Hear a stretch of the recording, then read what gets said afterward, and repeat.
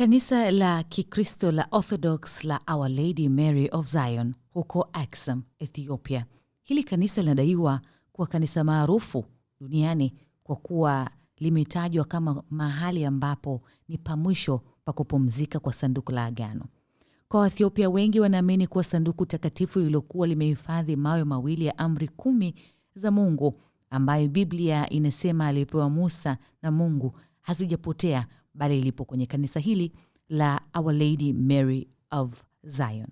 Kanisa hilo la Kikristo la Orthodox limesema kuwa sanduku hilo la agano limehifadhiwa kwenye ardhi ya Aksum iliyopo kanisa la hapa na hakuna mtu anayeruhusiwa kuliona.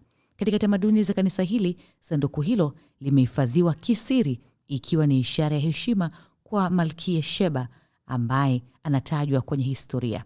Wanaamini kuwa Malkia Sheba alitumia miaka mingi iliyopita akielekea Aksum kwa Mfalme Suleiman katika miaka 950 kabla ya Kristo.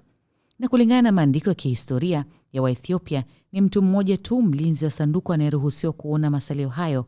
Mtawa huyo ameteuliwa kwa maisha yote, anakaa ndani ya eneo la kanisa na haruhusiwi kuondoka au kuzungumza na yeyote wa nje juu ya kuonekana kwa sanduku la agano. Japo wanahistoria wengi na wanaikolojia wanalitia shaka dai hilo, wakibaini kwamba sanduku hilo lilitoweka kwenye rekodi ya Biblia muda mrefu baada ya wakati wa Menelik wa kwanza.